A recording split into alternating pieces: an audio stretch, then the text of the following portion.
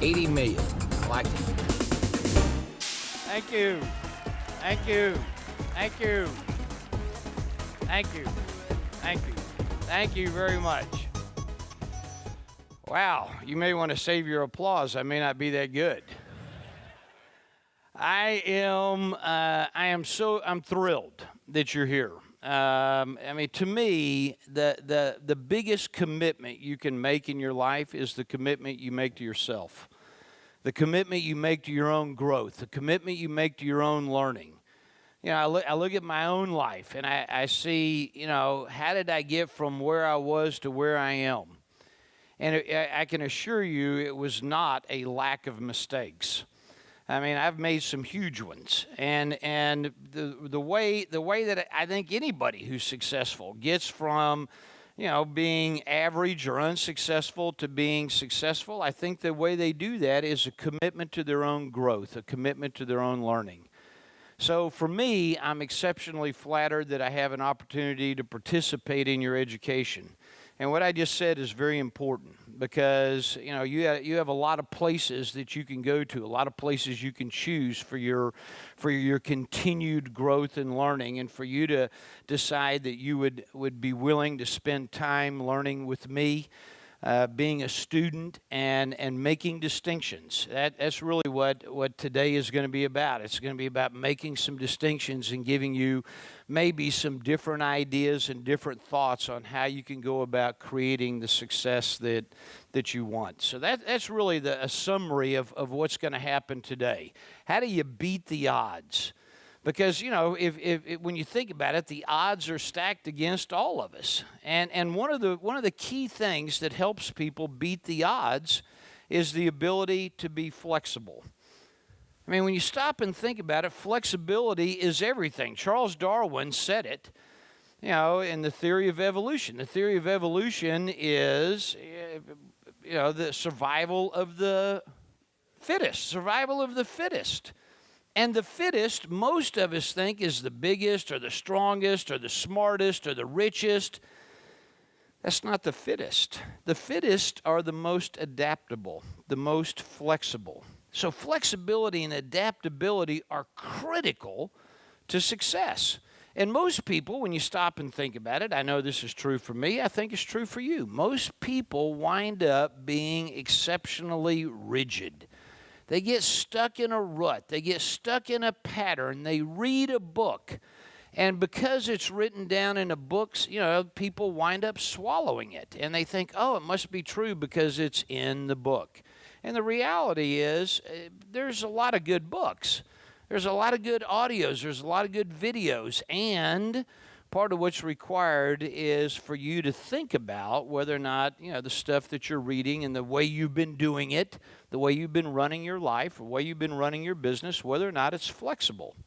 Flexibility and adaptability are everything. There's a number of people, a number of teachers who I admire, who I look at their body of work and I go, God, those guys are really, really smart. And I've learned from them.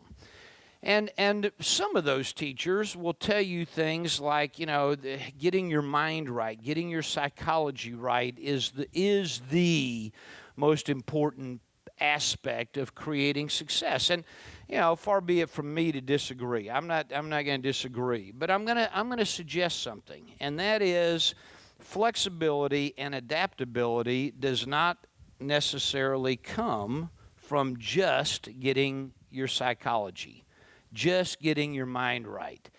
I take a look at Tiger Woods, and I would say Tiger Woods has a whole lot more adaptability and flexibility on the golf course than I do. And I don't think that adaptability and flexibility necessarily comes from his mindset. I think, when you think about it, Tiger can do what he does on a golf course because he has tremendous skills and tools. Now, his mind is right, too. Don't misunderstand me. But I think, for the most part, a lot of people underplay. They underestimate how important it is to have critical skills and tools that will allow you it will allow you to have the ability to execute.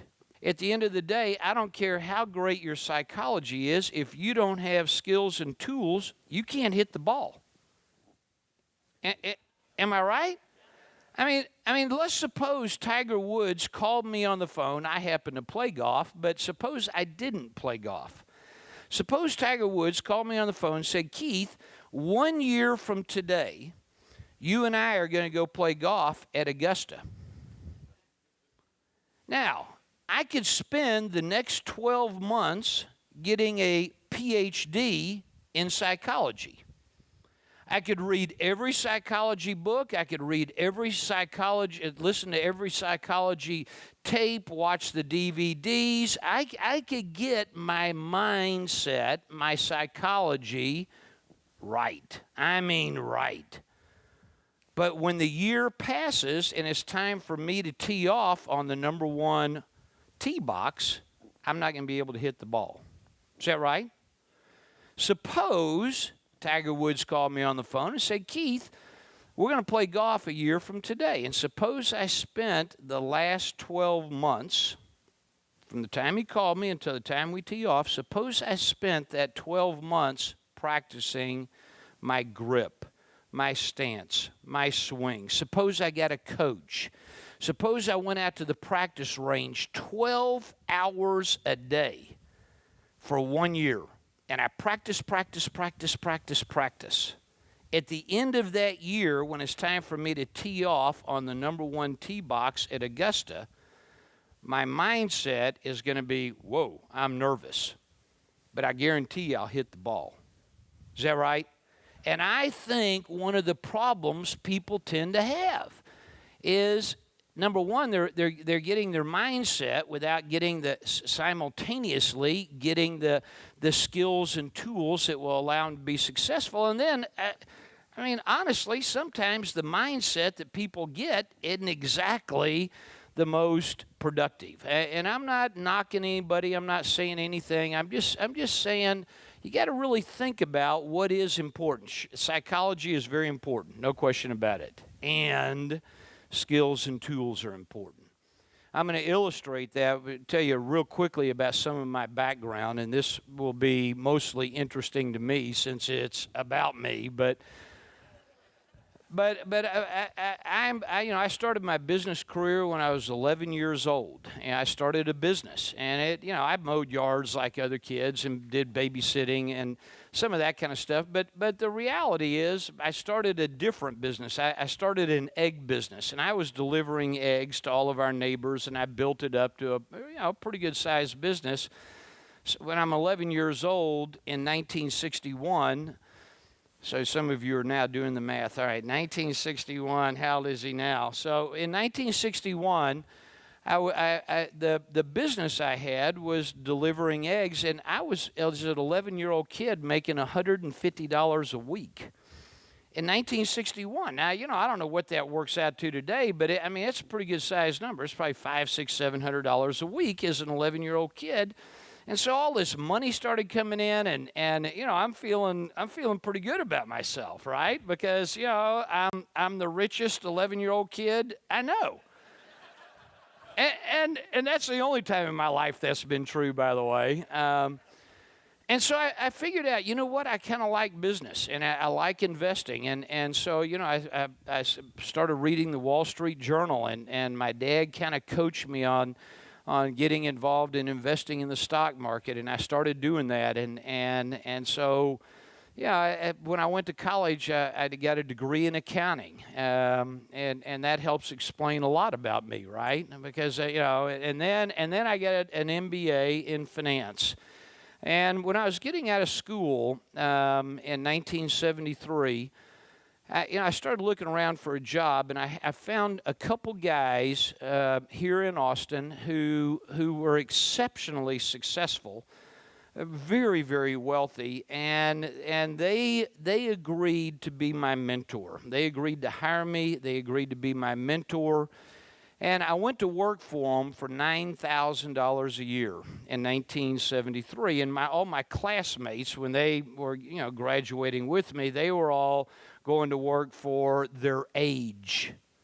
So in 1973, the big deal was if you could earn your age, right? You're 24 years old, you make 24,000 a year. You're 23 years.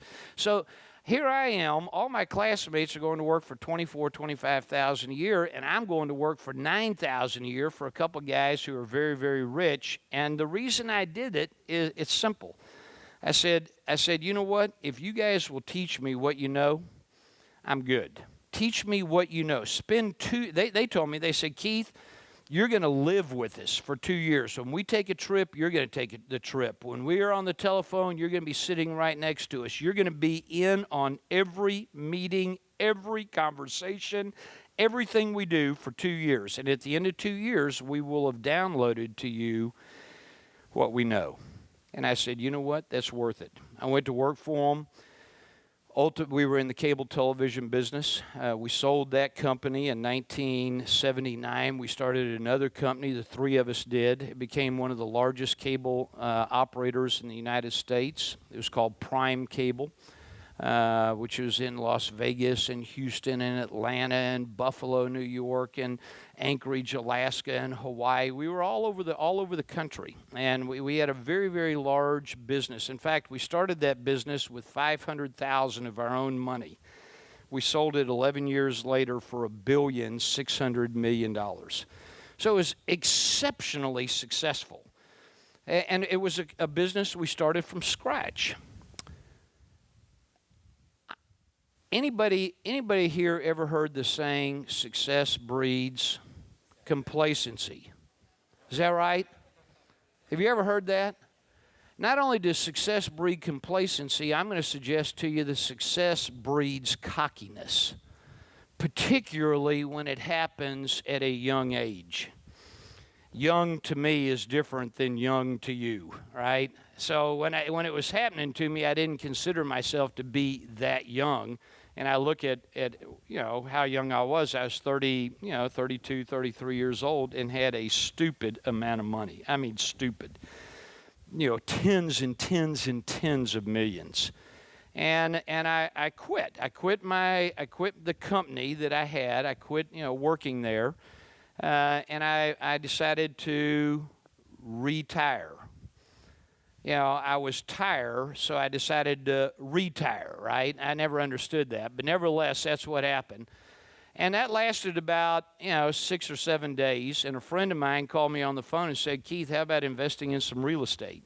And I went, well, that sounds good. I'm pretty good at raising money. I've raised over $1 billion. That's really what that's about is, raising money and capital allocation. So I said, okay, show me the deal. And so they showed me the deal, and I put some money into it, and it was a very hot time in the real estate market, and I wound up making a gob of money on that. And I went, boy, this is easy. So I went out and I started doing more because, like most people, I was greedy, right? And I got a little complacent, and I got a little cocky, and I kind of started thinking, I'm kind of like Halley's Comet.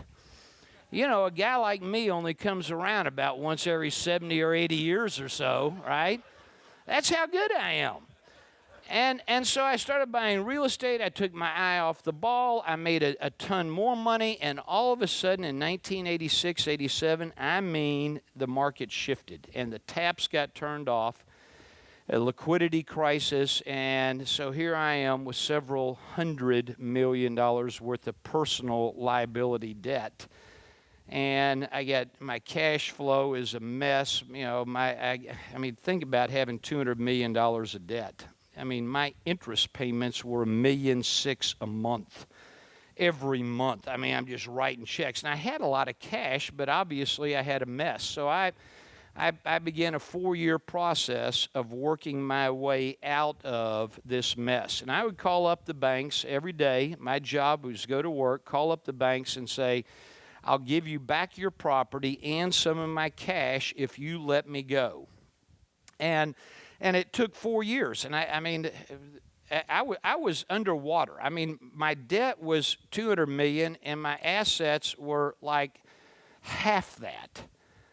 I used to think they were double that, but it turns out they were half that. So here I am. I'm upside down, big upside down. Every day I go to work just trying to get out of debt, get out of debt, get out of debt. We didn't have stimulus packages then.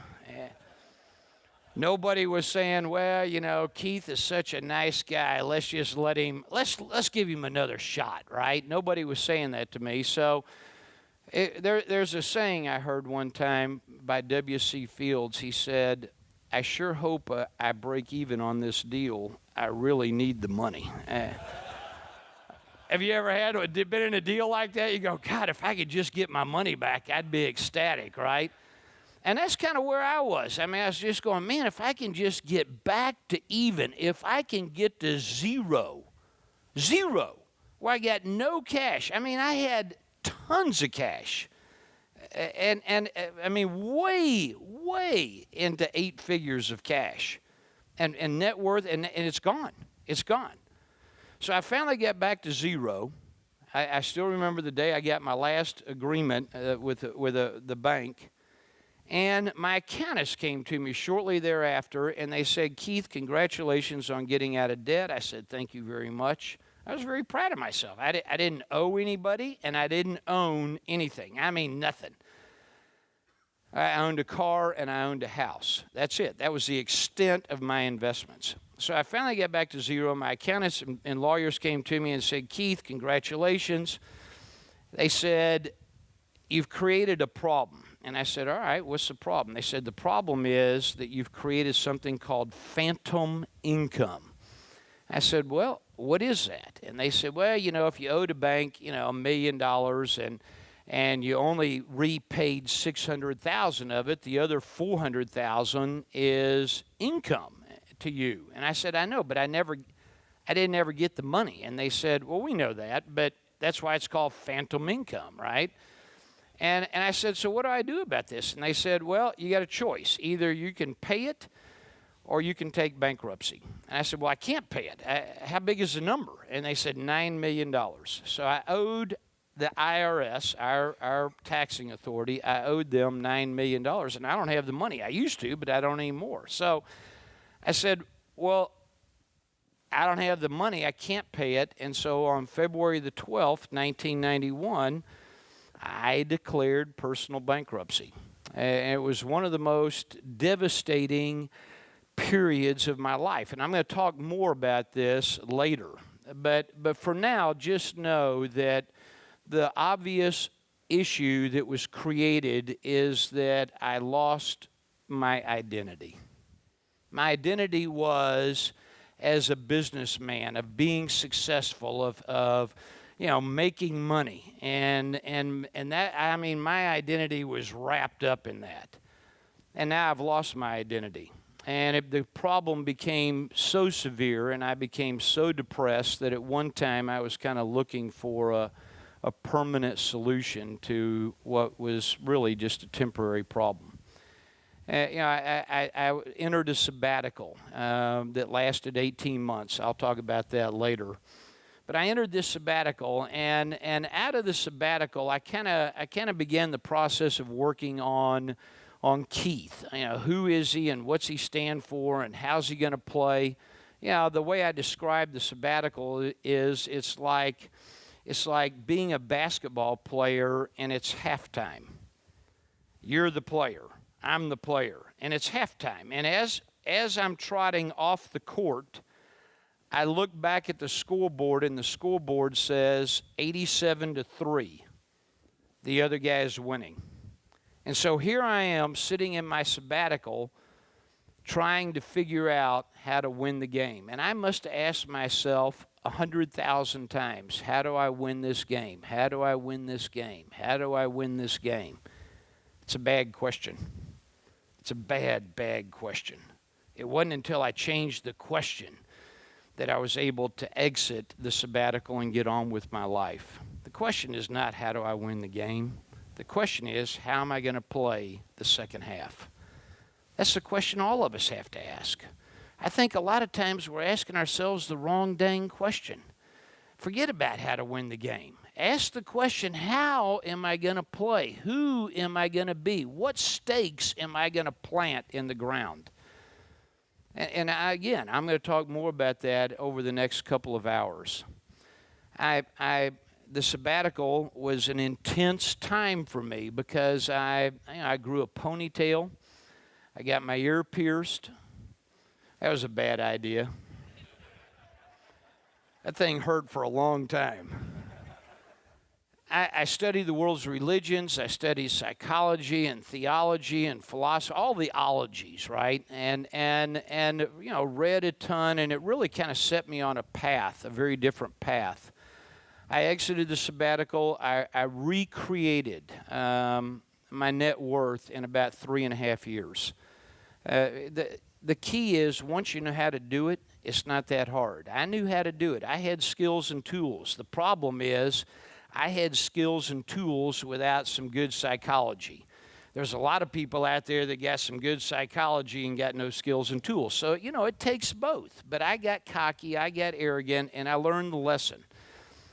While I was in my sabbatical, I met a guy. I started taking courses, and there was a guy that I met. I took one of his courses in 1990, 91. I met this guy, and he was teaching courses, and I took his course, and I became friends with him, and he saw in me some business skills and tools that he needed to learn.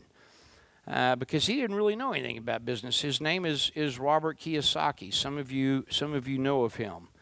And so Robert started studying with me, and I started studying with him. Robert's the guy that kind of caused me to fall in love with the idea of teaching.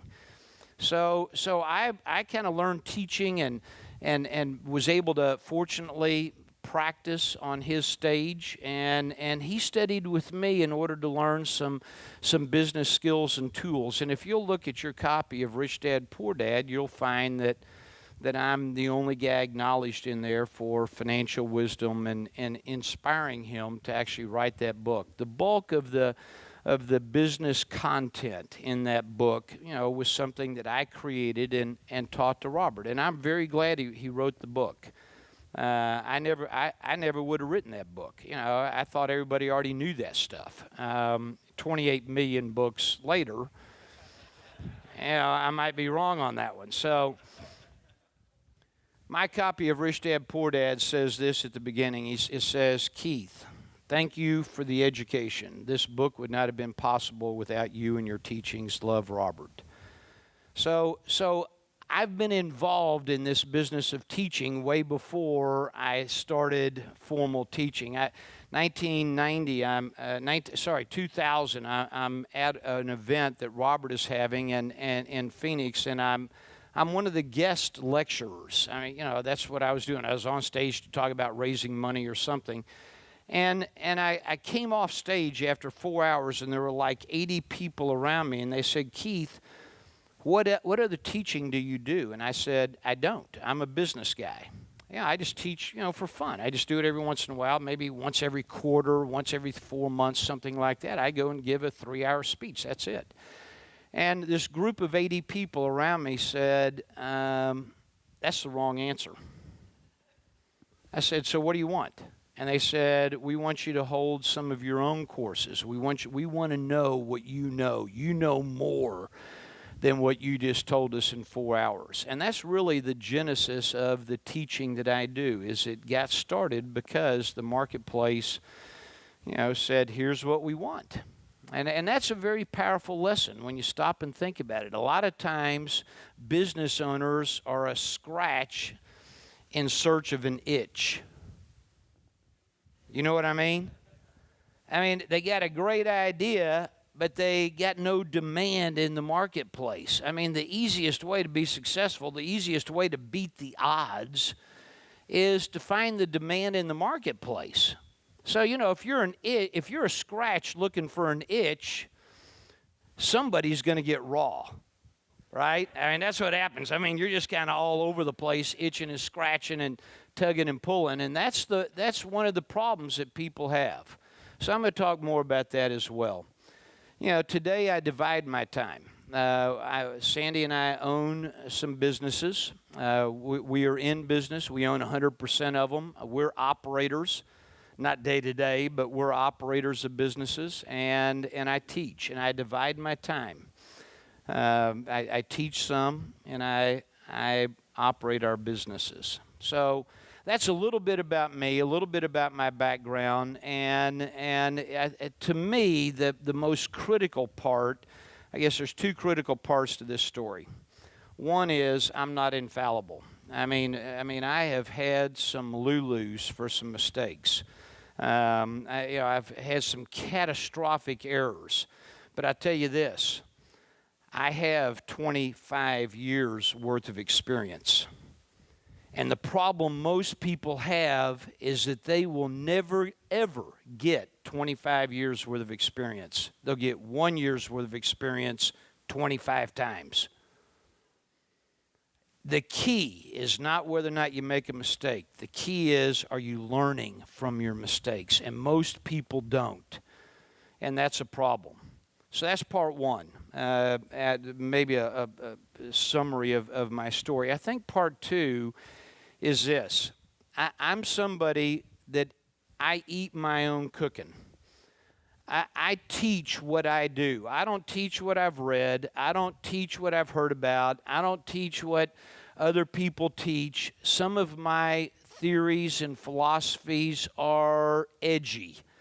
They run against the mainstream. And I'm okay with that. I'm not saying I'm right. I'm just saying it works for me. So I think if you're going to choose to learn from somebody, I think you should choose to learn from somebody who's eating their own cooking and not throwing up. Because you got to look a little bit behind the curtain and see what's going on behind it. So the things you're going to hear, in our time together are going to be built around the core lessons that I've had to learn the hard way, that have cost me a lot of money and a lot of time, and you're going to get to learn them with very little money and very little time. So again, I want to acknowledge you for being here.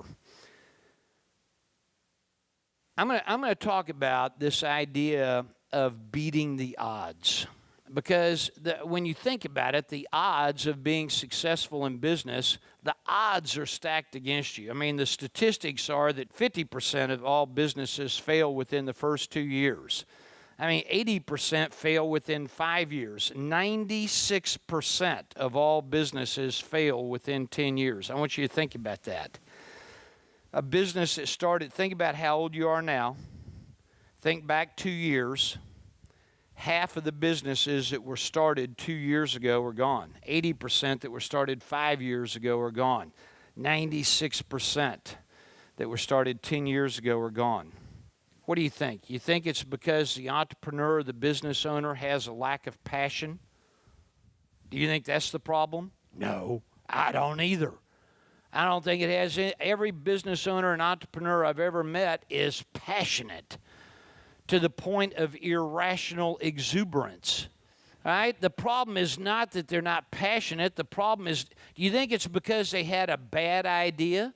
Is that why these businesses are failing? No. It's not because they have a bad idea. You can name me any product or service. I don't care what it is.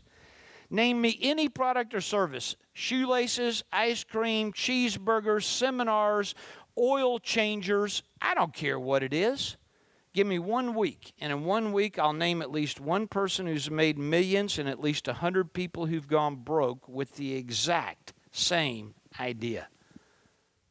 It's not because these businesses are not going broke because somebody's lost their passion or couldn't find their passion, or because it's a bad idea. These businesses are going broke for two reasons.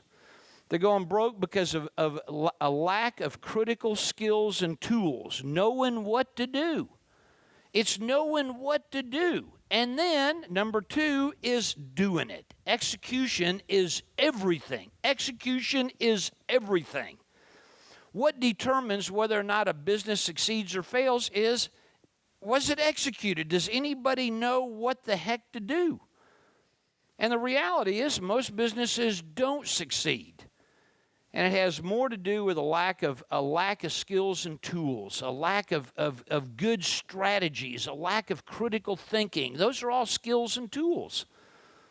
And most business owners think, oh man, if I could just get the right idea and a little bit of money, It's just a couple months before I'm on the cover of Forbes magazine. And that's not the way it works. I heard somebody say recently, somebody said, the door that's marked easy is rarely the door behind which you will find the success you want. The door that is marked wow is rarely the door behind which you will find the success you want. If I were you, I'd make a note of that, because it's true in my own life. I look at my own life and I look at how I got to where I am, and it's not because I kept picking the door that said easy peasy, no fuss, no muss, no sweat, 15 minutes, and you'll get there. But the reality is that's what happens to most people. You know, of the businesses that do succeed, so now we're talking about 4% that last 10 years. 95% of those businesses never get above $2 million of revenue. They never get big. They stay, and I'm good with small. Don't misunderstand me. I am good with small. I have no problem with small. The problem with small is most businesses fail because mama dies of exhaustion. I want you to think about that. Most businesses fail because they stay small. And the entrepreneur, the business owner, doesn't know how to get to the next step, how to facilitate or augment their growth. And so businesses tend to stay small, and when they're small, that means you got to be doing a lot of work. There's a lack of leverage. And so, most businesses never get to, $2 million a year of revenue. I think there's a disconnect. This is very important. I think there's a disconnect between what people are wanting to achieve in the business world, which is, financial security, financial success, financial freedom, however you want to label it. And there's a disconnect between that desire and how do you do it? And the how do you do it is the skills and tools. I take a look at the pros, professional investors, professional people that have been in business and been successful. And I ask myself the question, what kind of track record do the pros have? And instead of 4% being successful, the pros have got, 50, 60, 70% of their businesses are still alive. They may not be flourishing, but they haven't failed after 10 years. So, I mean, the difference is tremendous between what mom and pops, entrepreneurs, people like us, between what we do and what the pros do. So the pros have an entirely different way of going about this process. And that's the teaching that I do. I'm a pro. What I do and how I do my businesses is from the point of view of a professional as opposed to mom and pop. I think about the characteristics of success, and I say, why do people decide to start a business, or why do people decide to get into business? And sometimes it's because they have a great idea, right? They're standing in the bathtub, and one morning, and all of a sudden they have an epiphany, right? And they go, oh, what a great idea! The idea just came to them. They go, nobody else is doing this. If I just took this idea and ran with it, I could make a lot of money. A lot of money. And so that idea, the epiphany, turns into a seizure. Right? It turns into a seizure. Michael Gerber calls it an entrepreneurial seizure. And so people wind up with a seizure, and they jump out of the bathtub, and they go tell their mom and dad and spouse and best friend and everybody, their dog, they tell everybody about their idea, and you know what everybody says? Keith, you're so smart. I love you. That's what they say. They don't have a clue as to whether or not it's a good idea, but they tell me they love me. Now, that's the wrong kind of push that I need. Because the success is not about, the idea. But nevertheless, people get a new idea, new invention. Sometimes people get into business. They decide to start a business because they have some sort of technical capability, right? I mean, they're a particularly good house painter. And they're really, really good at house painting, or they're really, really good at computer programming, or they're really, really good at accounting, and they're working for the man right now, and they go, I'm working for the man. Why don't I go start my own deal? Instead of me having to give the man all the money and me just make, $12 an hour, I could own it. And look, the customer's paying $100 for this, and I'm only getting 12. I could get all that money. So sometimes people go into business because they have some sort of technical skills. Sometimes people decide to get into business because they take a look at their current situation and they go, wow, look how much more profitable it would be if I had my own deal as opposed to working for the man. Sometimes, people get into business because they just have a desire to be their own boss. Do what they want to do when they want to do it. If they don't feel like going in the morning, good. They don't go in. If they feel like taking off, 5 days, good. They just take off. Some people have that kind of reasoning for being in business. Some people, have a desire, to say, well, I want to do what I want to do when I want to do it. Some people have a desire for financial freedom. Where are you? Desire for financial freedom. And this is an interesting one. I mean, sometimes people decide to invest or learn about money because there's a reason they think, well, I want to be financially free.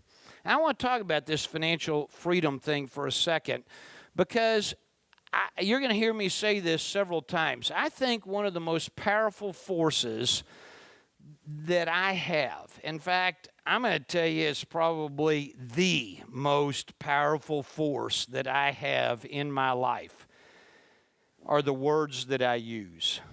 I think words are exceptionally powerful. And the reason is because the label becomes the experience. Is that right? Yeah, I mean, you think about it. Suppose something happens to you and you go, holy cow. Oh, God, this is devastating. If that's your label, your experience will be devastating. Suppose the same thing happens to you and you go, all right, now this is going to be a challenge. Then if that's the label, you're going to experience it as a challenge.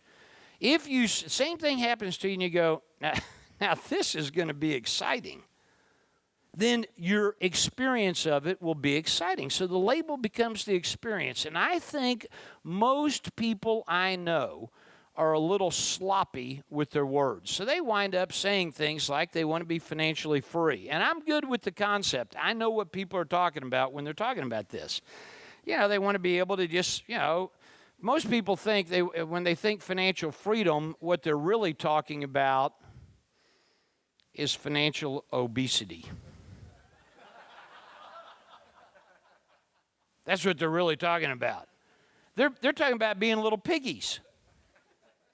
If the world were a village of 1,000 people, the whole world were a village of 1,000 people, 500 people went to bed last night hungry. 600 people live in a shanty town. A shanty town. Do you know what a shanty town is? That's a place with no running water and no central sewage. The reason this adds up to more than 1,000 already is because some people that are hungry don't live in a very cool place. 700 out of the 1,000 are illiterate. They cannot read or write at a first grade level. The average wage in the world is $2 a day. $2 a day. And we're talking about financial freedom. Are you kidding me? If you make more than $30,000 a year, you are in the top 1/10 of 1% of the wealthiest people on the planet. And we're talking about financial freedom. Come on. It's not reality. Reality doesn't have anything to do with financial freedom. The reality of the situation is there isn't a person in this room who isn't already financially free. There isn't a person in this room who isn't a member of the Lucky Sperm Club. I mean, every one of us is so incredibly lucky. And yet, we wind up talking about how can I have more? How can I have more? Instead of being grateful for what you have. I saw this recently, and this is something that absolutely struck me at my core. I want you to look at it and see what it does for you. There's a formula. Expectations minus reality equals happiness. Expectations minus reality equals happiness. Think about that. Is it the reality of your situation that makes you unhappy or happy? Or is it your situation in comparison to what you thought was going to happen? Is it your reality that makes you happy or unhappy, or your comparison to what you thought was going to happen or what somebody else has, which is really a huge problem. We look around and see what everybody else has. It's easy for me to be unhappy about not having a new pair of Nike tennis shoes until I meet the guy with no feet. You know what I mean? Hello? And this is the no feet. What I'm talking about here is that a lot of people decide to create or chase this concept of wealth and financial freedom, and the reality is you're there. You're there. Let's pick a different word. Let's call it what it is. Let's call it financial obesity. Let's call it gluttony. Financial freedom is not the same as freedom to spend, and most people think it is. They've gotten it kind of confused. They're kind of sitting there going, okay, I want to be financially free. And, if you want to chase it, do it. I don't think it supports you. Let me ask you a question. Suppose everybody in here had $50 million. Just suppose that. Suppose I came up to you and said, because if you got a lot of money, you got to invest, right? So suppose I came up to you and said, look, I'm starting a new business, and I need somebody to invest, $1 million into my business. And suppose you ask me why I'm starting this new business, and I say, oh, well, the reason I'm starting this new business is because I want some financial freedom. Would you invest? No. You'd look at me like I had lost my mind. And yet people say they want, and I'm good with that. I know what they mean. Let's just figure out a different way of going about that process of labeling what it is we want. So some people start a business for financial freedom. Other people start a business because they want more time. They think, okay, well, if I start my own business or I'm in business for myself, somehow that's going to translate into me having more time. Now, that's crazy when you stop and think about it. It'd be like me saying to Sandy, why don't we have a baby so that we have more time, right? Let's you and I have a newborn, and that way we'll have more time together. It doesn't work that way. I mean, the reality is when you own your own business, you're not on a 40-hour work week. You're not on a 4-hour work week either. I'm just going to be on the record on that one. I mean, a 4-hour work week is a terrific idea if your competition is working 2, right? But if your competition is out there knocking out 60, 70, 80, 90 hours a week and you decide to knock out 5 or 6, you got yourself a problem. All right. The label becomes the experience. The label becomes the experience. And the place where I am most concerned about the label is this concept of passive income. I know what people are talking about, and I'm going to give you my distinction on that in a second. I know what people are talking about when they talk about, the concept of passive income. Really what they're talking about is investment income. But if the label becomes the experience, think about how do you become successful and maintain that success at anything and do it passively. I mean, the definition of the word passive is something for nothing. And I'm not saying I'm right or that other people are wrong. I'm not saying who teach. I'm not saying that a bit. I'm just asking you to think for a second, and I'm going to give you my point of view. And don't believe me. I mean, that's how you got into trouble to begin with, is listening to other people. Do your own thinking. Listen to other people and then do your own thinking. Let me talk about this idea of passive for a minute. Passive means something for nothing. And I look at the wealthiest people on the planet, and I don't see any of them who became wealthy passively. And I don't see any of them who are maintaining their wealth passively. I see the 10 wealthiest people on the planet, with the exception of Bill Gates. When Bill Gates quit Microsoft to give away $100 billion in his lifetime in an attempt to make a difference on this planet, when he did that, that screwed me up. I screwed up all my examples, because until that happened, I was able to say 10 of the 10 wealthiest people on the planet are still engaged in their businesses. They're still there. And none of them are passive. Passive income, passive wealth makes as much sense to me as passive health. I mean, suppose I wrote a book that said, become spectacularly healthy passively. You would buy the book, but it wouldn't work. You know what I mean? I mean, think about it. Suppose I wrote a book that said spectacular passive relationships. Would you be gobbling some of that? No. Look, there's two kinds of hay. There's hay before it's been through the horse, and there's hay after it's been through the horse. I think one of the problems is people have been out there grazing on some hay that, may have been through the horse already. That'll upset your tummy, right? Suppose I wrote a book called Passive Sex. Yeah, some of you had that. It doesn't make any sense. I mean, really and truly, you have to think about it. What makes sense? Because the label becomes the experience. And again, I'm not saying I'm right. I'm asking you to think. Suppose this room, which is a big ballroom, suppose that it was a merry-go-round. Suppose we had a merry-go-round that was in here that was the size of this room, and all you guys went and jumped on the merry-go-round, and you all said, push us, Keith, push us.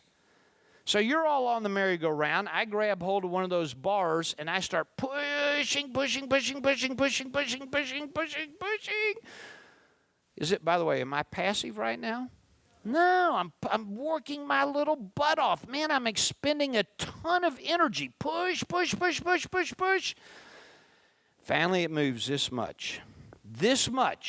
And I go, okay. And I keep pushing, and finally it gets going. And it's going. And now that it's going, how do I keep it going? Is that right? That's right. Is this passive? No, this is leveraged. Here, watch.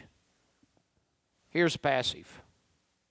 Now, what happens if I stick my hands in my pocket and decide to go passive with my merry-go-round? What's going to happen?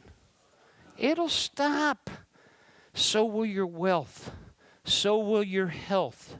So will your relationships. I understand what people are talking about. But when they say it, when they talk about it, I understand.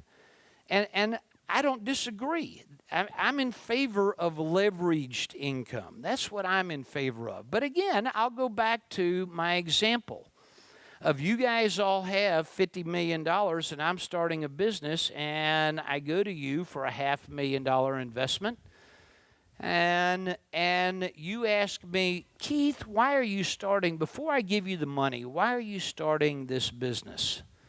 And if the reasons I give you is I'm starting this business because I want financial freedom, more time, and passive income, what are you likely to tell me? Take a hike. That's what you're likely to tell me. And yet, this is the reasons why a lot of people decide to start their own business. And each one of these reasons could be a good one. Maybe that's a good reason for you. My experience is these particular reasons don't really support me and what I'm trying to do. I think you got to know why are you doing it? Why are you doing it? And I'm going to give you a distinction that's going to be a recurring theme throughout our time together. And the recurring theme is that there is a significant difference between success and mastery. There's a significant difference between success and mastery. And success seems to me is all about the outcome, all about the goal, all about goal achievement, goal attainment. And mastery has, to me, a different meaning, a different connotation. It brings up different emotions for me. I think you have a ladder in your life, and you can lean that ladder against this wall or a different wall. I'm good with success. I love success. But to me, success in my life is a inferior, it's not a maximizing kind of wall. You know, the wall I want to be against is not success. The wall I want to be against is creating the best me. That's what mastery is. Mastery is, how do I create the best me in terms of my health, in terms of my relationships, in terms of my spirituality, in terms of my wealth and my success. All of that is encompassed under the best me. And that's an entirely different way to go about it, because when your outcome is mastery, you're never done. I like that. You're never done. There is no such thing as retire. You're never done. You may change, but you don't quit, because at no point in time have you created the best you that you could possibly be. My way of thinking is, if you're still breathing, there's more work to do. That's how I view it. More work to do on me. More work to do on me becoming the best me that I possibly could be. You know, during my sabbatical, one of my gurus, very, very, very smart man, very, very wise. He looked at me. And he said, "Keith, hell on earth would be to meet the man you could have been." I went, oh, God, it's true. Hell on earth would be to meet the man or the woman you could have been. And I think that's one of the problems that people have, is that people are attempting to obtain success without simultaneously, or more importantly, exclusively trying to obtain mastery. How do I create the best me that I possibly can be? I'm going to talk more about this, because it's going to be a theme that's going to weave throughout our time together. There's a terrific story. In the 1800s, the wealthiest people in Europe who were business owners happened to be they lived in Sweden, but they had factories all over Europe, and there was two brothers, and they were spectacularly wealthy. I mean, the only people richer than these two guys was, the King of England and the Queen of France. And I mean, these guys had a ton of money. They had snappy, tricked out houses. They pimped their carriages and horses. And I mean, they had slaves everywhere, and they just minted money. I mean, just every morning they woke up and there's just more money, more money. And the business they happened to be in is dynamite. These guys created, they had a dynamite factory, and they invented dynamite or popularized it. And so they were the exclusive provider of dynamite throughout, all of Europe, and dynamite was kind of the weapon of choice, the weapon of mass destruction in that particular time period. So, every time, somebody got upset with somebody else and they decided to have a war, well, they go buy a bunch of dynamite. So these two brothers are making a pile of money. One brother happens to be in Paris, staying at one of his mansions, and he gets up in the morning and reads the Paris newspaper, and on the front page of the Paris newspaper, there's a huge headline that says that he died. He died. Now, it turned out it wasn't him that died, it was his brother who died. But the Paris newspaper printed the obituary on the wrong brother. So here is this guy who has an opportunity to read his own obituary, which I got to tell you, I always thought that'd be pretty cool. To be able to see what people had to say about me after I was gone. And as you might imagine, the newspaper said this guy was mega rich, and he was friends with all the kings and queens and dukes and earls, and he had houses and carriages and slaves and dynamite, and he made all his money off of dynamite. And so the guy is sitting there reading his own obituary, and he goes, hold it.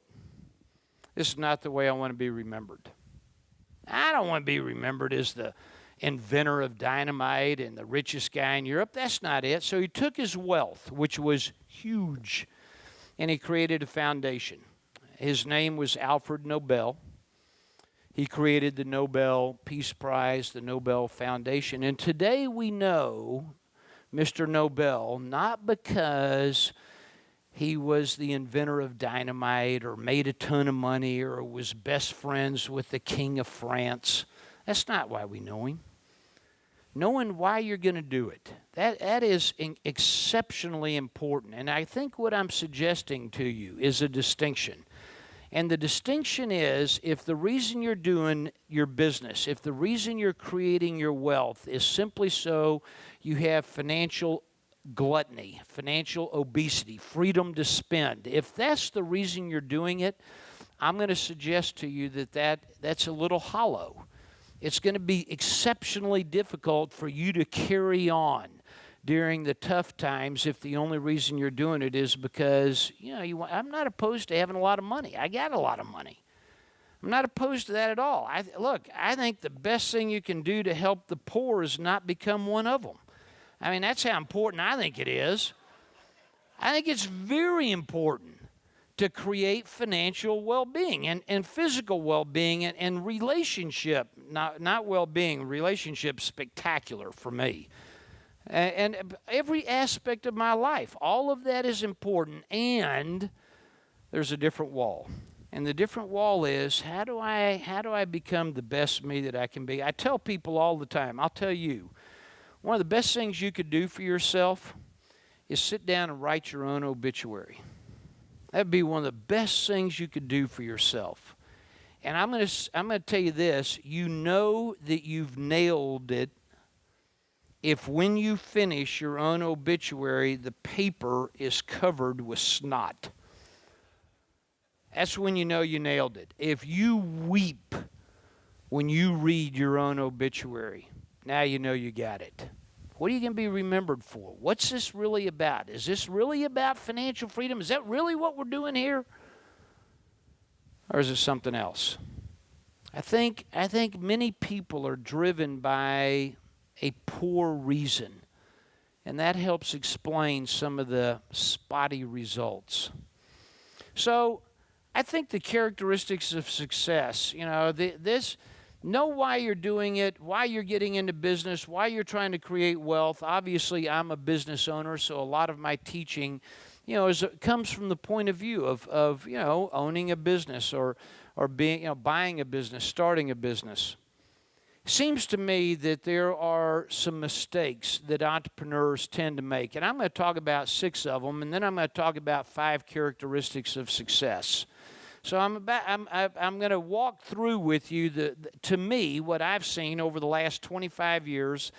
I've mentored and coached and consulted with thousands, tens of thousands of business owners in the last 25 years. And these are the most common mistakes that I see people make. And, the reality is we can avoid doing some stupid things if we just knew that they were stupid before we did them, right? And so I'm going to give you some stupid things that people tend to do, and that way, if you're already making the mistake, you have a choice of unwinding it. But if you hadn't made any of these 6 yet, good. Don't make them, because, one of these 6 right here will absolutely wipe you out. 6 biggest mistakes that business owners, people who want to be in business, entrepreneurs, 6 biggest mistakes they make. Number 1, they tend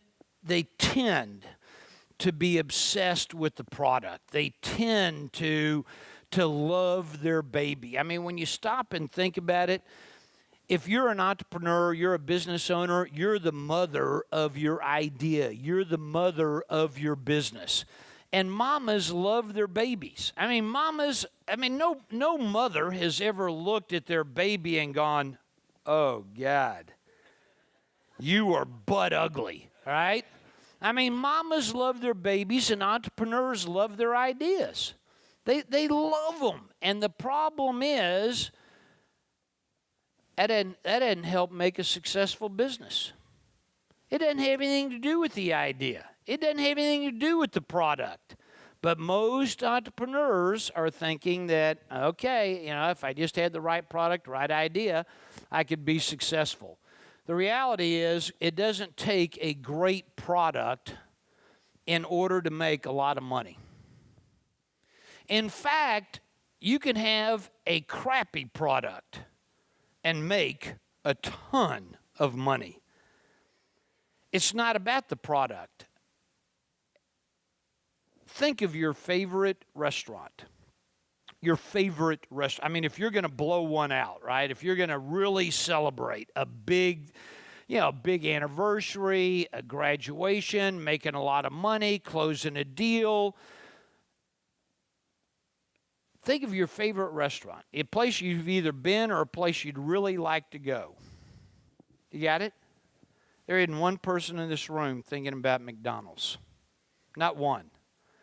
Nobody is. And yet nobody's made more money in the history of mankind in the restaurant business than McDonald's. So you would logically think the reason McDonald's has made all this money is because they got a really good product, right? So let's look at their product. Their cheeseburgers are crappy. They're horrible. Not only that, if you eat enough of them, it'll kill you. So here you have the most successful restaurant in the history of mankind, and their product sucks. Their French fries are pretty good, right? But the rest of it is horrible. I'm not a technology person at all. I came late to the game, and when I came to the game, the guy who kind of got me going on computers happened to be on Windows. I don't know why, but he was. So I learned on Windows. I don't know anything about this, but all of my geeky friends tell me that Apple's operating system is superior to Microsoft's operating system. I don't know. I'm not going to start an argument, right? I don't know. But that's what everybody tells me. I've never been on Apple. All my kids have Apple. All my friends have Apple. I'm stuck on Microsoft. So I want you to ask yourself the question. If that's true, if Apple does have a better operating system, you would logically think that Apple would be a lot bigger and more successful than Microsoft, right? Wouldn't you logically think that? Because they got the best product. It turns out Microsoft has 90% market share and Apple has 10% market share, and yet Microsoft has got an inferior product. So, knowing what I know about business, this is particularly confusing because when you think about it, who got there first? Apple. Apple got to the market first with the best product, and they're getting their butts kicked by the guy who got there second with an inferior product. How'd that happen? It's not about the product. Most people are sitting around saying, God, Keith, if I could just find the right idea, if I just knew what to do. You know what my advice is? Pick something. It doesn't matter. It's what I said a second ago. Name me anything. I don't care what it is. Give me a week. I'll name one person who's made millions and 100 people have gone broke with the exact same idea. You can think of really good restaurants that have gone broke, can't you? Yeah, you're not seeing any McDonald's go broke. Those guys just keep serving billions and billions and billions, right? That you're not seeing Microsoft go broke. Those guys just keep cranking it out. Could they fix their product? Of course they could. Microsoft could fix their product. They got enough money. They got enough expertise. You know why they're not fixing it? They don't have to. They can get filthy, stinking rich with a lousy product. You know about an airline, Southwest Airlines. Southwest Airlines, I mean, you compare their product to most other airlines. I got to tell you, I love Singapore Airlines. I love Emirates Airlines. I mean, those guys have got it, right? And then you compare that to something like Southwest Airlines, which it's no first class, no assigned seating, board in groups, first come, first serve, no meals, which is candidly a good thing on airlines. It'll, how do you extend your life span? Don't eat airplane food. But you take a look at everything they're doing and compare it to Singapore Airlines or Emirates Airlines. And what you're going to find is, the reality is Southwest Airlines product is not that snappy. And yet, they're the only guys in the airline industry that are consistently making money. How are they doing that? Is it because of their product? No. So write this down. Never, ever, ever forget what I'm about to say. It's never what you do. It's how you do it. It's never what you do. It's how you do it. And most people spend the majority of their time trying to figure out what to go do. And my advice is, pick something. Get into the shoelace business, because you can make a ton of money in shoelaces. And you could also go broke. Think in your industry, every single industry that's in here. Think of your industry and think about, do you know somebody in your industry selling what you're selling, your product? Do you know somebody who is like knocking it out of the park? I mean, it's unbelievable how successful. Can you think of somebody like that? Can you think of some people in your industry doing what you're doing who have failed miserably? It's the same product. It's the same idea. It's never what you do. It's how you do it.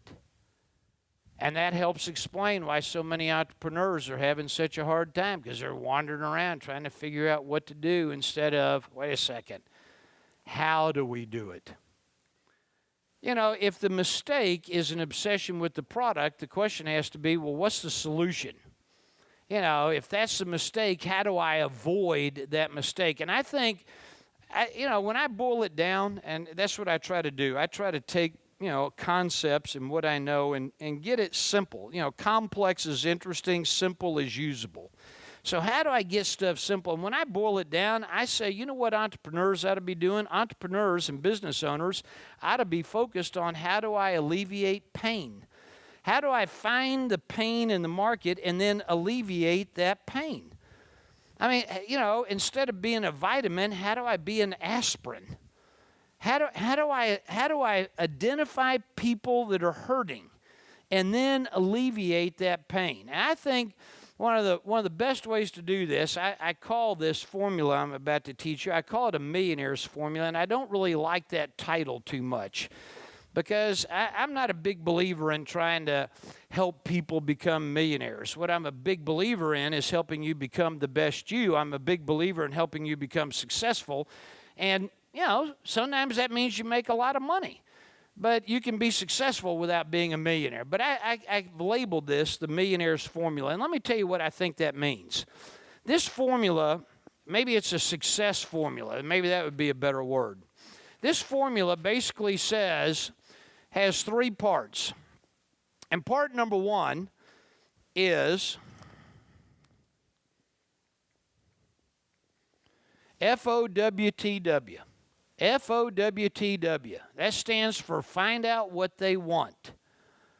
If you want to be successful in business, then your job is to find out what the marketplace wants.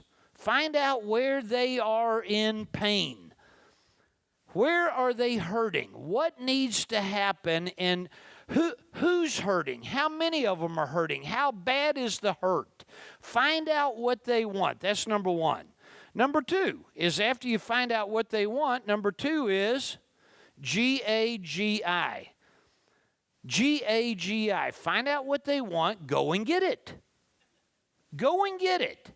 Whatever it is they tell you, fine, go and get that. And then number three is give it to them. Find out what they want, go and get it, and give it to them. And it seems to me that this is the formula that the most successful people on the planet have used in order to create the success they have. I mean, they may have started with a good idea. They have one of these, seizures and epiphanies one morning. Maybe that's where they started, but the way they became successful is not taking the idea directly to the market. The first thing they did is they went back to the market and they said, okay, if I build it, will you come? Have you seen the movie Field of Dreams? If you build it, they will come. No, they won't. That's a movie. That's all make-believe. Here you got dead people walking out of a cornfield. Come on, this is a movie, right? If you build it, they will not come. That's the assumption you have to make. If you're going to be successful in business, the concept of if you build it, they will come is devastating. The idea is you can have an idea, but don't start with number two. The problem with starting with number two is you get number two. You know what I mean? I'm okay with having an idea, but rather than just racing out and building a business around your snappy idea and then taking it to the market, go back to the market first and say, you know what? Do you guys like this? If I build it, how many orders do you want to place? You know what I tell entrepreneurs all the time? This is some of my favorite advice. Somebody comes to me and says, Keith, I got this great idea. And I want to know if you think it's a great idea. And you know what I tell everybody? That's a great idea. Because who knows if it's a good idea or a bad idea? I mean, there's been some goofy ideas out there that have made a ton of money. Right? Tweeter probably is at the top of the list, right? I mean, if somebody would have told me you could tweet and make a lot of money, I would have gone, you're kidding me. But apparently you can. If your desire is to be successful, then I think the key is to start with the market. Find the pain in the market. Find out what they want. I tell this story I tell this story because I love this story and it illustrates this point so incredibly well. Sandy and I knew each other in the 1980s. I was in the real estate business. She had a magazine business. I owned a lot of real estate. I did some advertising every once in a while. And one day, I didn't know her. One day, my secretary walks into my office and says, it's like 5 till 2 in the afternoon, and my secretary says, Keith, you have a meeting at 2 o'clock. And I looked at my calendar and I said, I don't think so. And she said, yeah, I booked this meeting and I forgot to tell you. I said, well, who's it with? And my secretary said, well, it's with somebody who owns a magazine and they want to sell you advertising. I went, oh man, I don't want to have this meeting. I said, call her and tell her that I can't have the meeting. Something's come up. And my secretary says, I can't. She's already here. I went, oh, man. I said, okay, so here's what we'll do. I said, bring her in here, and then 5 minutes into the meeting, you call me. And there's going to be an emergency, and I'm going to have to end this meeting, right? And so that was the plan. So my secretary goes out, gets this magazine owner. Magazine owner comes to my door. They're standing there at my door, and I look up from my desk, and I took one look at Sandy, and I said, I don't know why you're here, but I'm going to do whatever you tell me. I don't know what you're selling, but I'm buying. I said, you are the prettiest woman I've ever seen. I said, come on in here and have a seat. So we started talking. 5 minutes later, the phone started ringing. I'm ignoring the phone, right? Phone's ringing, ringing, ringing. And then it stops, and then like 2 seconds later, it starts ringing again. Finally, my secretary comes in and says, Keith, there's been an emergency. And I said, whoever died, tell them to wait. I'll be with them in a little while. I'm going to have this meeting. I get to the end of the meeting. I bought a lot of advertising. And over the next, couple years, I got to know Sandy. We did some business together, and I became a very large customer of hers. The crash came, and all of a sudden, I'm sitting there trying to figure out how to get out of debt and out of property, and obviously I'm not buying advertising at that point. So Sandy and I lost track of each other. And, then I go through a bankruptcy. I go through a divorce. I mean, it was my kids. I mean, oh my gosh, what a mess. And so I rebuild, and I'm single. And I have been single about 8 or 9 years. And I'm at a Christmas party in 2000. And saw a friend of mine, Jerry, at a Christmas party, and Jerry and I got to talking, and Jerry had known me a long, long time. He said, who are you dating? And I said, nobody. And he said, would you like to? And I said, yeah, I really would.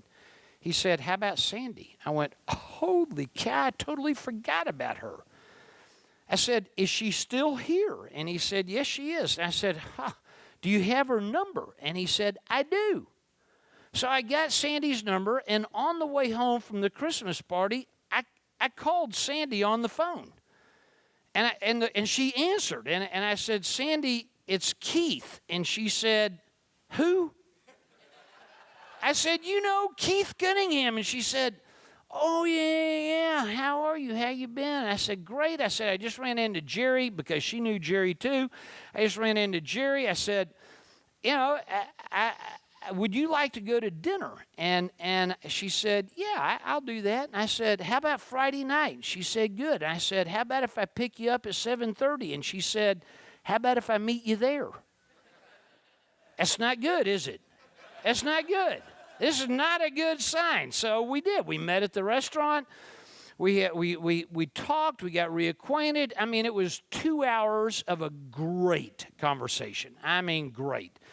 And we're clicking, and by this time I'm 50 years old when this happened, and at 50 years old, I kind of know what I want and what I don't want. I've been single for a while. I'm pretty clear about who I am and what I want my life to be about. I'm enjoying this conversation, and I said something to Sandy that I've never said to another woman. I looked at her and I said, "Can I ask you a question?" And she said, "Of course." I said, "What do you want?" And she said, "What do you mean, what do I want?" I said, "What do you want? What do you want in a relationship?" She said, "I've never been asked that question before." She said, "I want to be loved and adored." So I called the waiter over. I said, "Bring me a pen and a piece of paper." And he did, and I wrote down at the top of this piece of paper, "Loved and adored." And I said, "Now here's what's got to happen. I need for you to tell me everything that needs to happen for you to feel loved and adored. Everything." And the woman talked for an hour and a half. It was the most comprehensive and spectacular list I've ever seen in my entire life. I'm calling the waiter over to get more paper. I'm running out of ink. I'm going, "Oh, man, okay, good." So I made a list of what does she want and then what has to happen for her to feel that way. Let me put it in business terms. What has to happen for your customers to experience success? You write that down. I just said something very important. What has to happen? What has to happen for the customer to feel success? What has to happen for Sandy to feel loved and adored, for her to have that success? So man, I'm writing it down, and it's everything from opening doors and holding her hand and not getting all anxious if we're running 5 minutes late and she's, just getting her makeup or her hair. I mean, being her best friend, not trying to solve every problem that comes up. Sometimes be a listener. Somebody to grow old with. I mean, all that was on her list. And finally, thankfully, she stopped. And I looked at her and I said, "Okay, so I can draw a line, right? If all of this happens, then you're going to feel loved and adored." And she said, "That's right." Now, I want you to remember, this is our first date after 2 hours. Well, now it's three and a half, right? She looked at me. Sandy's very smart. She looked at me and said, "Let me borrow your piece of paper and your pencil." And I said, "Why?" She said, "Because I'm about to ask you, what do you want?" I said, "My list isn't that long. I only got 3 things on my list," right? I said, "Look, I want loved and adored, and I want to create spectacular." That's really what my life is about. It's about spectacular. How do I create spectacular? One of my guru teachers said to me, he said, "Keith, if you could have one last thought, and then you died, what do you want that last thought to be?" One last thought, and then you died. What do you want the last thought to be? What a great question. What a great question. That's why we should be living our life. That's our obituary. I thought about that. I meditated. I owned. I did all that stuff. I mean, I really did. I went to work on that question. And ultimately, what I came up with was, if I could have one last thought, it would be, whoa, that was spectacular. That was spectacular. This was my life, and I'm proud of it, and I would gladly live it again if only given the opportunity. Whoa!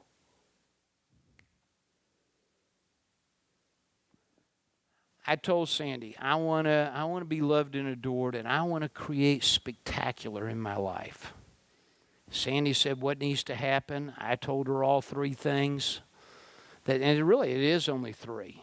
And since that time, what we're about is, what are the things that need to be done so that she can feel the way she wants to feel?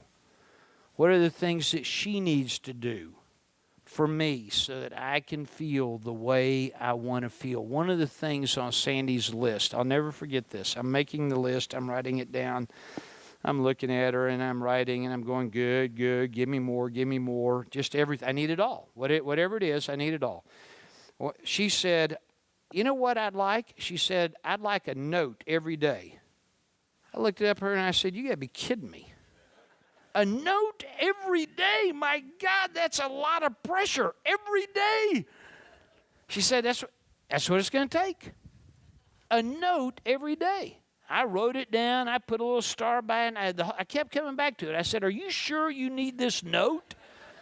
I mean, that's a lot of work. What if I forget? She said, I'll remind you. She does sometimes, right? I'll be sitting there, get to be 3 o'clock in the afternoon. All of a sudden, I'll get an email, and the email says, did the postman get lost today? And I go, oh, dang. And I start writing, So sometimes I do forget. But the reality is every day for the last 8 or 9 years, she's gotten a note every day. It's called an Oh Baby. That's what we call it, Oh Baby. And so it's an email or maybe it's a postcard or something, but the heading is always Oh Baby. And, sometimes they're short and sweet and romantic, and sometimes they're long, and, sometimes they're just nasty, right? I mean, she didn't tell me what kind of note, so. Some of you have met her. If you haven't, you need to. She's sitting right back over here. She is truly my best friend and my partner, and I adore you. Give her a hand.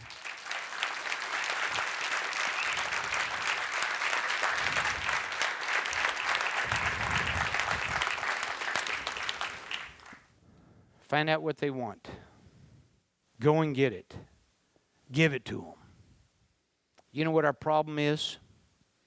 Our problem is we're playing pin the tail on the donkey. That's the problem. We do it in our relationships. We do it in our businesses. We do it with our customers. We never bothered to find out what the heck does a customer want and what's got to happen for them to have success. We just start with our idea and then we go and give it to them, and then we wonder why our businesses are struggling. We wonder why we're not growing because we never bothered to go sit down and have the dang conversation. What do you want? Tell me. Let's stop playing. You know the game Pin the Tail on the Donkey? You put a donkey's butt up on the wall. You get a kid, you blindfold them, you put a donkey's tail with a thumbtack through it in their hand, you spin them around 50 times, and the kid wanders around the room blindfolded, trying to put the tail on the butt. It seems to me that's what most people are doing. Is they're guessing instead of going out and saying, hey, what do you guys want? Find out what they want, go and get it, and give it to them. It seems to me that's one of the primary solutions to this pain that's in the marketplace, and it helps you avoid falling in love with your brilliant, beautiful idea. That's what most people do. They've fallen in love with the idea, and then they wonder why, God, this thing isn't happening. I think one of the most important things you can do is ask yourself some very powerful growth questions. And I over the course, and I'm going to talk more about this as well, but over the course of the last 20 years or so, I'm now up to about 640 questions that I ask myself if I decide. I don't do them all at one time. But these are questions that I have available to me in my arsenal to sit down and think about. Because, the reality is most people don't really sit down and think that much. The last time most people sat down to think, they took a nap. So the questions that I've developed about 104, 105 questions around this subject of growth. And it's actually part of what I teach in a program called a 4-day MBA, which answers the question, how do I grow my business and make more money? It's the most common question I get. How do I grow my business and make more money? So I created a 4-day MBA that has this idea of growth. Let me tell you why most businesses, it seems to me, are suffering. And it's obviously because they're obsessed with the product, but the reality is, what should you be obsessed with? Sometimes, the customers is going to be fairly high up on the list, and what do they want? Here's a question that I ask. It's one of my favorite questions. ask yourself this question. How big would my business be if I still had every customer who ever tried me? How big would my business be if I still had every customer who had ever tried me? And I'm going to suggest to you that most people's answer to that question is enormous. Holy cow, Keith, if I still had every customer who ever tried me, I'd be huge. Is that true for anybody? Yeah. And so you know what most of us spend all our time doing? Most of us spend all our time marketing. Because we think that if we can just get some more new customers, that would help us grow. No, it won't. You can do all the marketing in the world, but if you can't hang on to them once they try you, you got yourself a growth problem. And that's what most people have. I'm going to talk more about growth later as well. Here's a growth question. Write this down. This will be very powerful. Write this down. What would I have to do? What would I have to do so customers would say, I'd have to be crazy to do business with somebody else? What would I have to do so customers would say, I'd have to be crazy to do business with somebody else?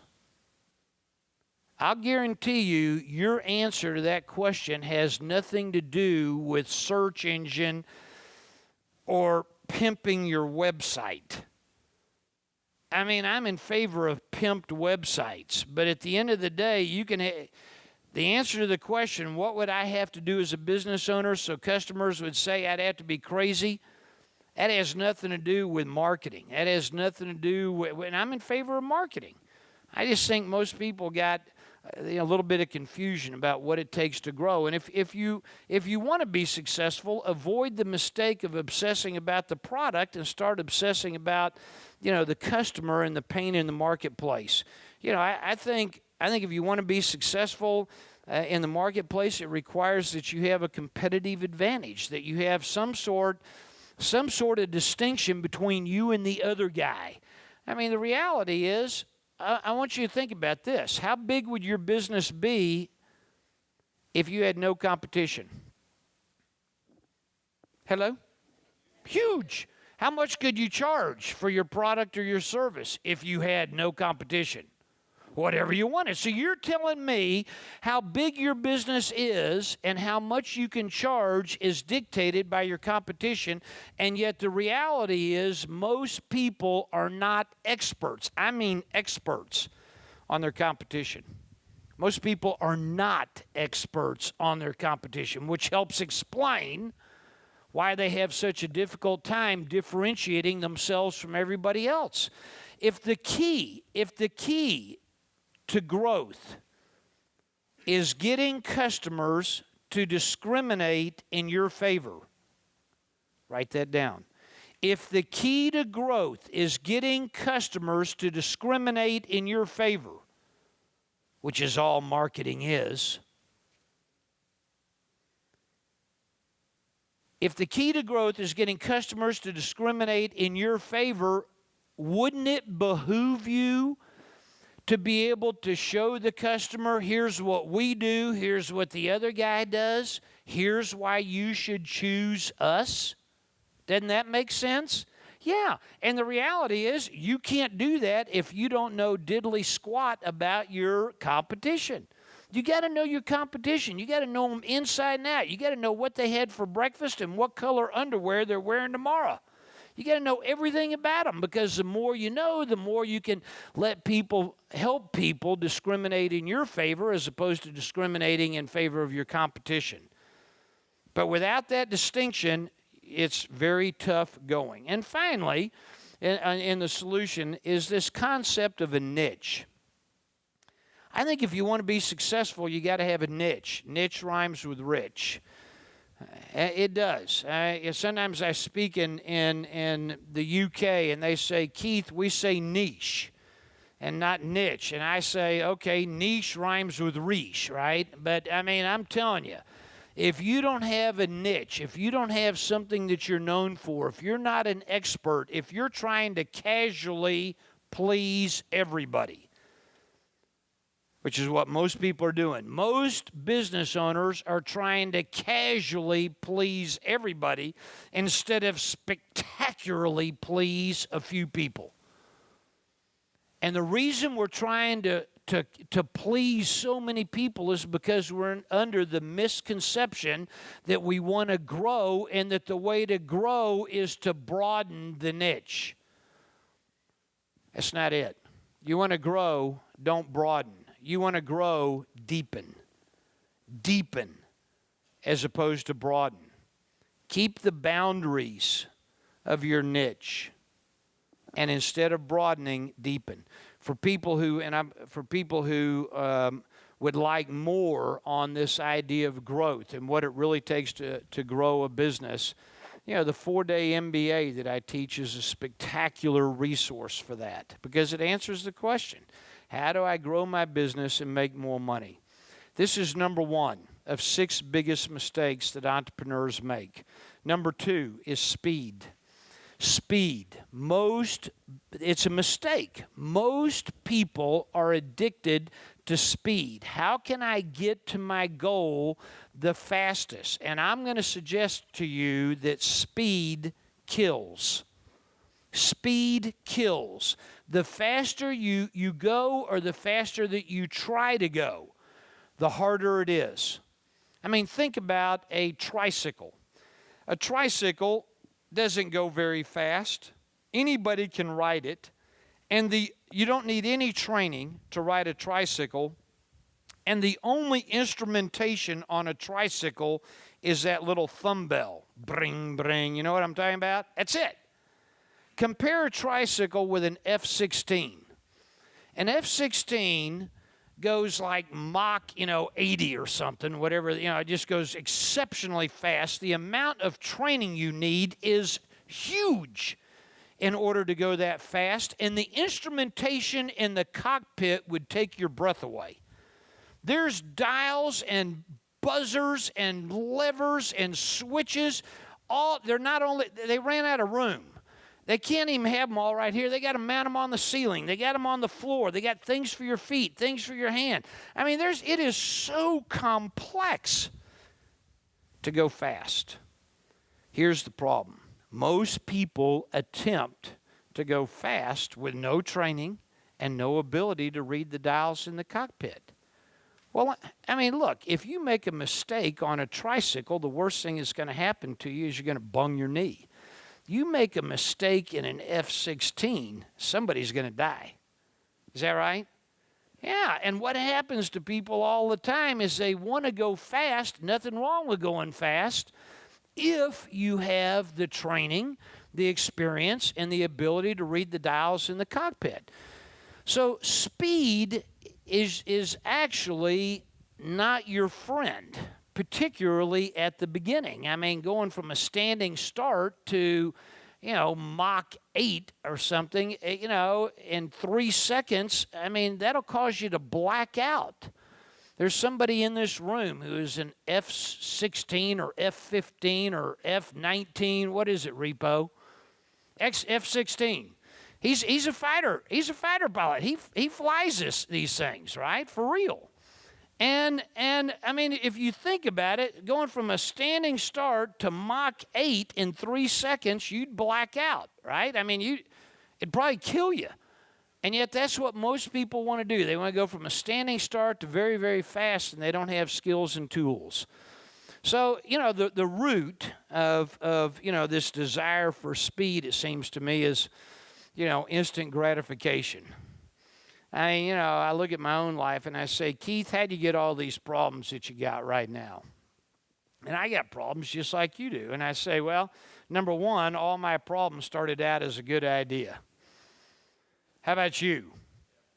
Every one of you, I promise you, every one of your problems started out as a good idea. Nobody wakes up in the morning and says, okay, today's the day. Today's the day that I'm going to permanently screw up and wreck the rest of my life. I'm going to do something today that will be intergalactically stupid. Nobody does that. All of our problems start out as a good idea. And the second part of that is that at the root of all my problems is this concept of instant gratification. You know, and it probably is you too. I mean, someplace lurking around the root of our problems has something to do with instant gratification. I love this cartoon right here. It's a guy talking to his investment advisor, and the caption says, "I retire on Friday and haven't saved a dime. Here's your chance to be a legend." All right? And that's what most of us do. You know, we're looking for that. We have this need for speed. I like this cartoon a lot, too. There's a lemonade guy, $500, and the little kid says, "I want to just sell one and call it a summer." All right? Nobody wants to sell lemonade for a quarter and have to sell 6,000 glasses. I mean, let's just sell one glass. $500. Good, I'm done. And it's one of the things that screws us up. I mean, this need for speed, need for instant gratification. I love what Warren Buffett says. Warren Buffett is a hero of mine. He says, "We adopt the same attitude one might find when looking for a spouse. It pays to be active and open-minded, but it doesn't pay to be in a hurry. You can't produce a baby in a month by getting 9 women pregnant." And it's true. I think a lot of times what we're trying to do is have a baby in a month by going out and sleeping with 9 different women. It's a bad idea. Speed. Speed tends to have a short-term perspective. I mean, that's the problem, is that anytime we want to go exceptionally fast, we're thinking in the short term. And I think the solution to speed, obviously, is patience. I think the solution to speed is this concept right here. It's the concept of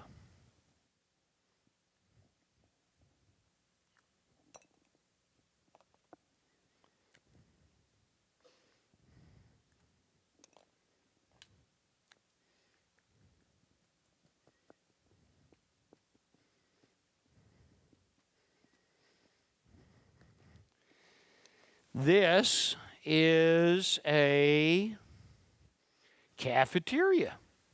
This is a cafeteria. Here's the line of people in the cafeteria. Here's where you get your tray and your silverware, and then you get a salad, and then you get some meat, and then you get some vegetables, and you get a dinner roll, and then you get the dessert and the iced tea, and then you pay. So this is a cafeteria line, and there's all these people in line. Now, here's what I know. What I know is that the people at the front of the line did 2 things. Number 1, they got in line, and number 2, they stayed in line. So the people at the front of the line got in line and stayed in line, and then they got to the front of the line. Now the question is, where did they get in line? At the back of the line. I want you to think about anybody that you admire. Anybody in your life, you may know them, you may have read about them, I don't care. Think about somebody you admire. And you go, I'd like to have what she has. I want to have what he has. Can you think of somebody like that? All right, good. Where'd they start? Every single one of them. Every single one of them started at the back of the line. Not one of them cut in line. Not one of them started right here. Do you know that we does anybody here besides me really like listening to what Warren Buffett thinks about? I do. I love listening to what that guy thinks about. Why? Because he did it. And he's hung on to it. And he's been successful. And he started at the back of the line. Now let me ask you a question. Warren Buffett's kids, I'm sure they're nice people, but is anybody sitting around saying, "Oh yeah, I'd like to be like them"? Well, maybe you are, because they're going to inherit a little bit of money, but the reality is nobody's sitting there saying, "I'd like to be like Warren Buffett's kids or Bill Gates' kids or Michael Dell's kids." I'm sure they're nice people, but at the end of the day, they inherited it. And the reality is nobody wants to be like them. It's too late for all of us anyway. Right? You take a look at anybody you admire, And they got in line, they stayed in line, and where they got in line is the back of the line. And what we see today of those people, what we see is we see them right here, and we make the mistake that we want to start where they are. What a mistake. You can't start where they are. It can't be done. You can't cut in line. You can't say, okay, this is the line, I'm going to get in line right here. You try to cut in a cafeteria line, there's a woman that's about 80 years old with a purse who's going to smack you if you try to cut in line. You can't cut in line. You got to get in line and stay in line. Here's what happens. Most people, they say, okay, I'll get in line. First they try to cut. That doesn't work. Then they say, okay, I'll start at the back. Usually it looks like a goal or a New Year's resolution. They get in line. A little bit of time goes by, and they go, oh, man, this is taking forever. I'll never get to the front of the line. This doesn't look the way I thought it was supposed to look when I thought it was supposed to look that way. Have you ever said it? This doesn't look the way I thought it was supposed to look when I thought it was going to look that way. So, we say, okay, this isn't working, this is a bad idea, and then we get out of line. And then a little bit of time goes by, and we go, oh, man, that was the right line. So we try to cut. You can't cut in line. You get out of line, you're going to the back of the line. So you re-enter the back of the line. You realize most people spend their entire life doing this?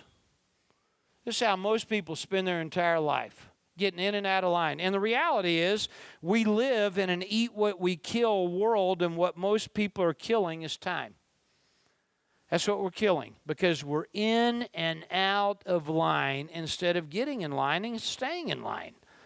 The line could be success. The line could be the best of me. But the reality is that every single person at the front of the line started at the back of the line. I have lots of heroes in the teaching world. One of my heroes is somebody like Tony Robbins, or Harv Eker. I mean, some of the things they've done is just spectacular, in terms of the success. What I do is different. What I teach is different. But, when I was in going through my sabbatical after I'd taken bankruptcy, I'm laying in bed. This is 1991. I'm laying in bed at 3:30 in the morning, and I can't sleep. Anybody here ever done that? I mean, I'm worried, right? I'm worried sick because I got no money. I've lost all my money. I'm semi-suicidal, and I'm divorced. I got a big mess working. And so I'm laying there, and I can't sleep, and I think, well, maybe if I turn on the TV, that'll help. So I turn on the TV, and there's a guy on TV sitting with palm trees behind him, and he's got the biggest head I've ever seen in my life, ever. I'm going, holy cow, this guy's got he's got big teeth too, and he's smiling in palm trees, and he's saying, hey, I can help you, and I'm going, good, send me some money. That's my problem. And so I keep watching, and he's got this program called, Personal Power, and I think, it's only $100, and I think, well, I'll put it on my credit card, so I ordered it, and of course, it's cassettes, it's CDs, and we didn't have CDs in, so it's cassettes. So these cassettes come and in the mail, and I don't have a cassette player in my little lousy apartment that I'm living in. And so I go out to my car, which has a cassette deck, and I plug the first one into the car, and I listen to it. It was pretty good. So I did 30 days of Personal Power in 17 hours, sitting in my car, just plugging them in. Now, he's been one of my teachers for a long, long time, and I really admire, him and some other people that have got great work. But how did he start? How did he start? Most people don't know how he started. He started when he was 19 years old, and he thinks he wants to teach. The problem is, if you want to teach, you got to have a student. It doesn't do any good to want to teach if nobody wants to come listen. So he had to drum up some business. So the way he did that is he went around and knocked on apartment doors. And the reason he knocked on apartment doors is because they're closer together than single-family houses, right? He's knocking on doors. Just, I'm doing a seminar this Sunday. It's free from 2 to 4. I'm doing a seminar. And so finally the Sunday comes, and he's got three people who come listen to him for free for 2 hours. Where'd he start? The back of the line. And everybody looks today at him and all the other gurus, Wayne Dyer, great guru, Harv, Tony. There's some great ones out there, great teachers, great information. Everybody looks at them and they go, I want what they got. And then we wind up trying to cut in line. What a mistake. Doesn't work that way. Get in line and stay in line. I think another solution is the difference between mastery and mediocrity. To me, if you combine a need for speed with a sense of entitlement, you are going to do very, very well at producing mediocrity. There's a quote that I love that says, "Our world suffers from terminal normality." And boy, you talk about true. It is true. I mean, every time I meet somebody that's got a need for, doing the least to get the most, and how do I get there the quickest and the easiest, and plus, by the way, I'm entitled to it, what I'm going to see is a big old fat case of mediocrity. Flip that over. Every time I find somebody who has a willingness to be an apprentice or a learner, that's another way to say it, a learner, and you couple that desire to learn from a master who, can teach you the mistakes and the things to avoid doing. You couple being an apprentice with a willingness to practice to improve. Practice to improve, a willingness to correct, practice and correct. You know what I find every time I see somebody who's willing to combine learning with practicing? What I find is somebody who is on a path of mastery, or who is on a path of creating the best me that I possibly can be. I mean, that's really what it's about, is how do I create the best me? And one of the problems with this need for speed that I see all the time is that it tends to produce mediocrity instead of mastery. I think the third biggest mistake that entrepreneurs make is, they tend to believe that if they know how to paint a house, that somehow they can start a house painting business and be successful. I know how to write computer code, so if I just start my own computer code writing business, that's somehow going to make me successful. And the reality is, I don't think that's how success happens. That's how technical success happens, but technical success has nothing to do with business success. I mean, the reality to me is business success is not assured just because you know how to cook. I mean, if you know how to cook and you decide to open a restaurant, that doesn't make your business. Can you think of a restaurant that had a really, really, really, really good cook? Great food, but they went out of business. Can you think of one? Yeah, we all can. Did it go out of business because somebody didn't know how to cook? No. It went out of business because somebody didn't know how to. In fact, I'll tell you this. If you're passionate about cooking, I mean, you love to cook. It's your passion. It's your life's purpose. If you love to cook, the biggest mistake you could make is to open a restaurant. Why? Because you're going to be spending all your time in the kitchen, instead of out on the floor. Where's the money made? Is it made in the kitchen? No, that's where the food is made. Food is made in the kitchen. Money is made in the restaurant. So my experience is most people have delusions of adequacy, and the reality is the solution to that, I think, is having business skills. Business skills like being able to read and understand financial statements and know the difference between cash flow and profit. I'm telling you something right now. There is a difference between cash flow and profit, and your profits are not cash. They're not cash. They don't have anything to do with cash, but most people don't know that, so they wind up getting all screwed up. Knowing about accounting and marketing and finance and your experience. Really, it's about, management, your execution intelligence. When I say the word management, you think execution intelligence. That's what we're talking about. Does anybody know what to do to run the business? There's lots of people who know how to paint a house. The question is, do you know what to do to run a business?